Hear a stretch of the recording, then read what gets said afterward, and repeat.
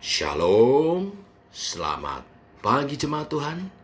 Berjumpa kembali dalam doa pagi online. Pengorbanan sempurna. Ku hidup oleh anugerah-Mu, yang terbaik ku terima dari-Mu. Rancangan-Mu indah bagiku, sebab ku hidup selalu di dalam-Mu. Tiada pernah ku meragukan bukti kasih dan karya salib-Mu. Kau telah mati gantikan hidupku, sebab itu ku selalu bersyukur. Kasih-Mu memulihkan hidupku, kuasa-Mu membangkitkan rohku. Darah-Mu telah tercurah bagiku, pengorbanan-Mu sempurna.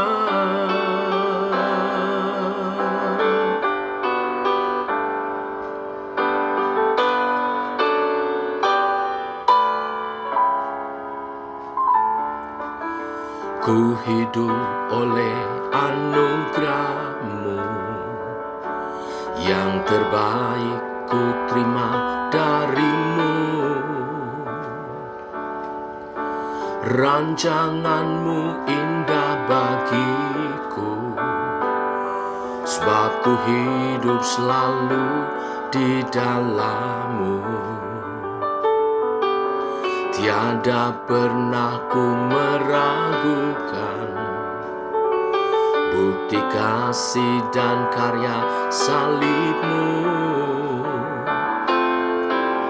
Kau telah mati gantikan hidupku, sebab itu ku selalu bersyukur. Kasih-Mu memulihkan hidupku, kuasa-Mu membangkitkan rohku. Darah-Mu telah tercurah bagiku, pengorbanan-Mu sempurna. Kasih-Mu memulihkan hidupku, kuasa-Mu membangkitkan rohku. Darah-Mu telah tercurah bagiku, pengorbanan-Mu sempurna.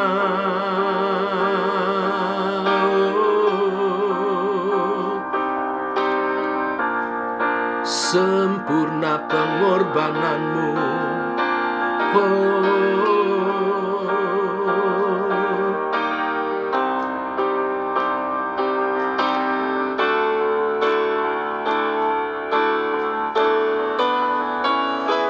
Kasih-Mu memulihkan hidupku, kuasa-Mu membangkitkan rohku.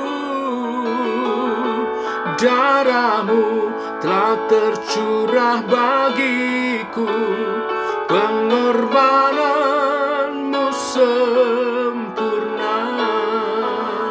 Pengorbanan-Mu sempurna, pengorbanan-Mu sempurna.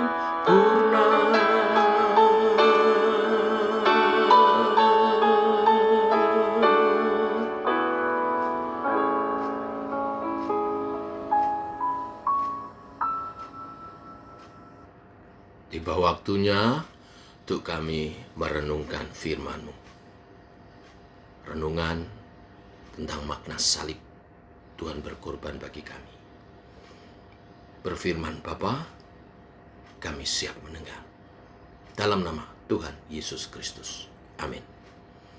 Bapak Ibu, di hari kedua renungan salib kita teruskan pembacaan kita Matius pasal 26 ayat 36 sampai 46. Demikian firman Tuhan.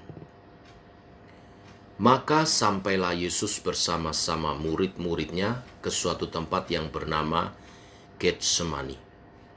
Lalu ia berkata kepada murid-muridnya, "Duduklah di sini sementara aku pergi ke sana untuk berdoa." Dan ia membawa Petrus dan kedua anak Zebedius sertanya. Maka mulailah ia merasa sedih dan gentar. Lalu katanya kepada mereka, "Hatiku sangat sedih, seperti mau mati rasanya. Tinggallah di sini dan berjaga-jagalah dengan aku." Maka ia maju sedikit, lalu sujud dan berdoa. Katanya, "Ya Bapakku, jikalau sekiranya mungkin, biarlah cawan ini lalu daripadaku. Tetapi janganlah seperti yang ku kehendaki, melainkan seperti yang Engkau kehendaki." Setelah itu ia kembali kepada murid-muridnya itu dan mendapati mereka sedang tidur. Dan ia berkata kepada Petrus, "Tidakkah kamu sanggup berjaga-jaga 1 jam dengan aku? Berjaga-jagalah dan berdoalah, supaya kamu jangan jatuh ke dalam pencobaan. Roh memang penurut, tetapi daging lemah." Lalu ia pergi untuk kedua kalinya dan berdoa, katanya, "Ya Bapakku, jikalau cawan ini tidak mungkin lalu, kecuali apabila aku meminumnya, jadilah kehendak-Mu."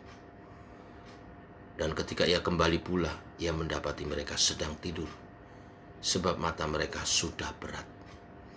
Ia membiarkan mereka di situ lalu pergi dan berdoa untuk ketiga kalinya dan mengucapkan doa yang itu juga.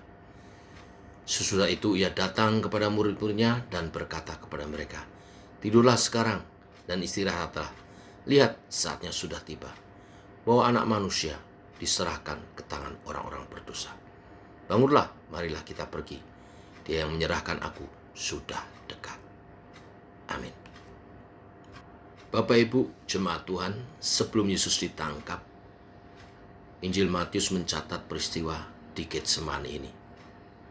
Pada waktu itu Yesus membawa Petrus, Yohanes, dan Yakobus. Dia begitu gentar karena dia tahu saatnya untuk menyerahkan dirinya menjadi korban bagi penebus dosa telah tiba. Yesus begitu takut dan gentar, tetapi para muridnya benar-benar tidak mengerti. Mereka tidak sadar kalau saatnya telah tiba bagi Yesus. Itulah sebabnya Yesus begitu gentar dan para murid mengantuk dan tertidur. Ketidakpekaan mereka mencapai puncaknya. Pada saat di mana seluruh tujuan Kristus datang ke dunia akan digenapi, para murid justru tertidur karena mengantuk. Akankah orang mengantuk ketika ada sesuatu peristiwa yang sangat besar akan segera terjadi? Jika menyadarinya, tentu saja tak seorang pun tidak akan mengantuk.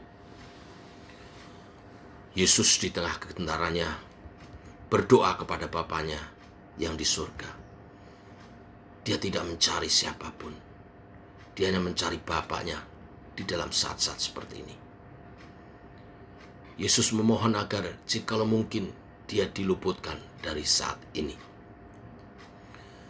Bapak Ibu jemaat Tuhan, perlu dipahami Yesus tidak takut jikalau ia harus dipaku di kayu salib. Tetapi yang membuat dia sangat gentar adalah karena Bapanya akan memalingkan wajahnya dan meninggalkan dia. Matius pasal 27 ayat 46 menjelaskan ketika peristiwa penyaliban itu terjadi. Kegentaran inilah yang membuat Yesus ingin, jikalau mungkin, agar cawan pahit yang harus dia minum itu boleh dilewatkan. Apakah keinginan ini bertentangan dengan kehendak Bapa? Tidak. Keinginan untuk dekat dengan Bapanya, berada di dalam relasi yang sempurna dan di dalam kasih dengan Bapanya adalah juga kehendak Bapa bagi sang putra. Tetapi baik sang Bapa maupun sang anak harus mengalami kerusakan relasi ini ketika Kristus sang anak harus menanggung dosa manusia. Inilah yang sering disebut dengan paradoks salib. Untuk menanggung dosa manusia, sang anak harus melakukan apa yang dia senang lakukan, yaitu mentaati Bapa, tetapi sekaligus melakukan apa yang dia sangat gentar dan benci, yaitu terpisah dari Bapa. Untuk menebus dosa manusia, sang Bapa harus melakukan apa yang Bapa senang lakukan, yaitu memanggil orang-orang pilihannya untuk kembali kepada Dia, tetapi juga sekaligus melakukan apa yang Dia sangat benci, yaitu meninggalkan sang putra.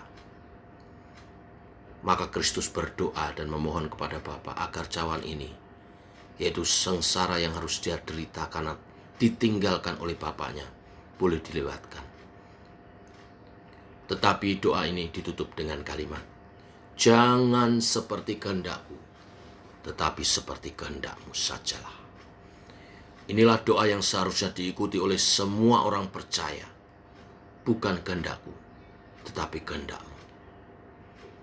Inilah cara berdoa yang tunduk kepada Allah dan mengakui kedaulatannya di dalam segala hal.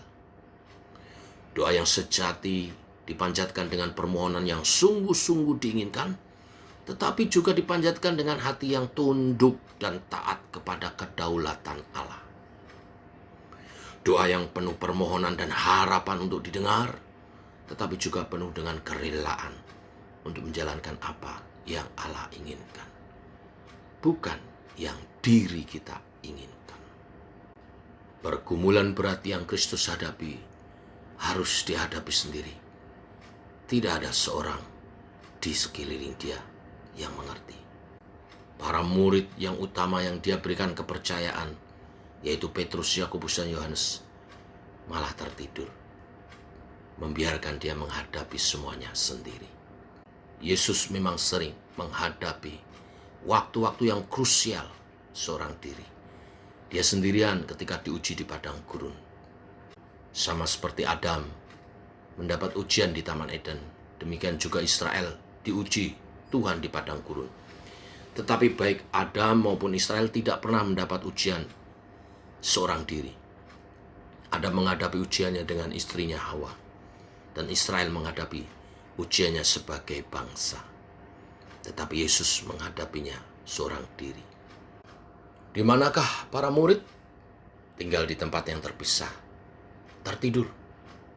Bahkan Bapa di surga yang tidak pernah meninggalkan Yesus harus meninggalkan Dia sebentar ketika Yesus dipaku di kayu salib. Saat segala dosa umat manusia ditimpakan kepadanya. Inilah saat pergumulan yang sangat berat. Dan semua ini harus ditanggung oleh Kristus karena dosa umatnya. Itulah sebabnya tidak seorang pun boleh meremehkan dosa. Dosa tidak bisa dibersihkan dengan menghapus menggunakan perbuatan baik. Dosa tidak bisa dibereskan dengan berharap Allah tidak akan mengingatnya. Dosa tidak bisa didiamkan lalu dia akan memudar dan menghilang sendiri. Tidak bisa. Upah dosa ialah maut. Karena dosalah Yesus menjadi domba yang dipisahkan, dikhususkan untuk dibantai, mati di kayu salib menggantikan kita. Sang anak Allah menjadi tersendiri menjelang kematiannya. Dia dikhianati sahabatnya, ditinggalkan oleh teman-temannya yang dia anggap sebagai saudara-saudaranya sendiri, difitnah, dihukum, diserang, ditaklukkan, dipermalukan, dan dibunuh oleh musuh-musuhnya. Dia harus mengalami kesendirian sampai akhir maut menjemputnya dengan cara yang sangat mempermalukan. Disalib adalah lambang penaklukan, kebodohan, kekalahan total, dan tontonan yang sangat mempermalukan siapapun yang dipaku di atasnya. Tetapi Yesus harus melalui semua itu karena dosa manusia. Jika manusia ingin kembali kepada Allah, maka akibat dosa yang sudah sangat merusak itu harus ditanggung oleh Yesus. Maka setelah 3 kali memohon kepada Allah Bapa, dengan rela Yesus menyatakan siap menjalani kehendak Bapa. Kristus menemui murid-muridnya untuk terakhir kalinya sebelum dia disalibkan. Perhatikan, dia menemukan mereka sedang tidur kembali. Di ayat 45, bukanlah perintah agar murid tidur kembali.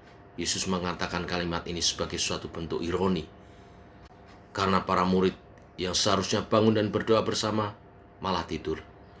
Itulah sebabnya di ayat 45 dia katakan tidurlah. Tetapi di ayat 46 dia berkata bangunlah. Apakah ini berlawanan? Tidak, Bapak Ibu. Yesus tidak menyuruh mereka tidur di saat orang-orang yang akan menangkap dia telah hampir tiba. Di ayat 46 dikatakan saatnya telah tiba. Saat para penangkap Yesus akan membawa dia pergi, maka Yesus membangunkan para muridnya.